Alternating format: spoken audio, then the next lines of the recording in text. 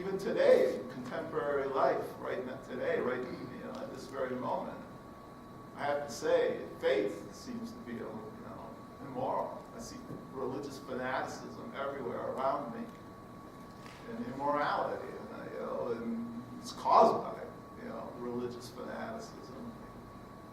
Justification for the most heinous of acts, terrible human barbarism in the name of faith, whatever faith it may be. And then again, at the same time, Hitler and the Nazis perverted Nietzsche and they twisted his philosophy and had a world of where God was dead and there was no morality of any kind. Morality was seen as something that was hoisted upon the powerful by the weak, and that stymied human freedom. And what happened? Or you can point to the Soviet Union too, Stalinism, and the worst characteristics of Bolshevism, Marxism. So it's a constant struggle, but ultimately I see faith pulling me a little bit more because there's a hollowness to reason. There's an emptiness there that doesn't give me comfort. It frightens me, and like Michael. The thought that my consciousness ends and I no longer exist as a being is frightening. So I guess my faith is selfish. So. Let him go first and I'll watch. I observe that we are switching terms. I don't know if you noticed that. That sometimes spirituality means faith, sometimes it's an impersonal thing. I would suggest to you that, first of all, the illustration of the chair might be the best illustration of how faith acts. That it leans on something. And that doesn't have anything to do with whether you're talking about supernovas or you're talking about does my wife love me? You're making a series of inferences, and that's a process. I don't know how to get beyond that. I would suggest to you that when we talk about faith, we may be talking about instead relationships.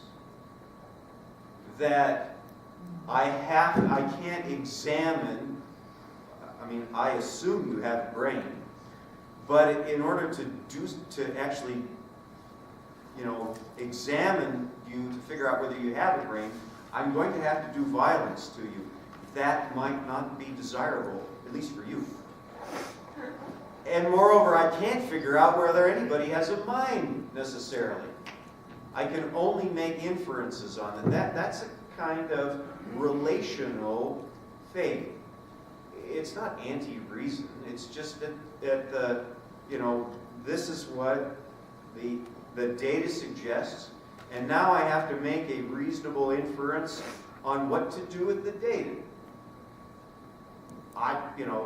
To me, there's no conflict because you're talking about going from data points to the relationship of the data. And that is, in and of itself, a kind of faith, right? That even the skepticism that Bill describes is a faith that, well, I can figure things out. How many of you seen that T-shirt that's got all the jumbled up letters?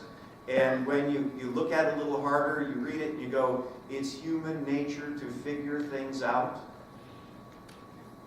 There's a kind of assumption of faith that things are figure-outable, if you want to say that. I'd like to explain why I put this together, this panel. This is the fourth time I've done it. This is with John Exothopoulos, and I've done it twice before he came here. And I want people to understand two things. Number one, all of us have to ask that profound existential question: is life worth living? And I opened up my guts and I said, okay, I struggled with suicide and I won. Okay, and life is good. Life is damn good. And this is the meaning I put together. And secondly, I want you to understand that people, once they answer that question, can be good and decent people.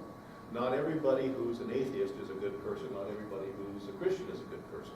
But there are good atheists out there, and there are good Christians out there. And I've taught innumerable classes on liberation theology, and I found out as a historian, as a sociological historian, that in the civil rights movement, and in the peace movement, in the labor movement, and in Latin America, atheists and Christians have cooperated to end poverty, to end discrimination, to end despair, to end pain and suffering on this planet. They get along just fine. And so I want you to see each of us have struggled with that question and come up with a different answer. And that answer fits us, and that answer is going to be whether the answer is faith is my meaning of life, or the abandonment of faith is my meaning of life. My meaning of life leads me to be the best Michael I can, and I work on that every day, by the way. And so there's good and decent people in every possible camp. But understand that we're all going to answer that question differently, and we can all get along. I'm a little bit sorry to close down the discussion, but I'm told that we do have a time limit here. I'd like again to thank all of our panelists and ask for another round of applause.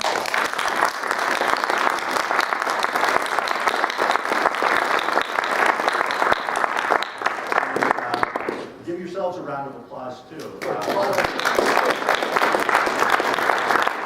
Things to think about. I hope all of you will continue the conversations amongst yourselves, maybe in concert with some of these individuals.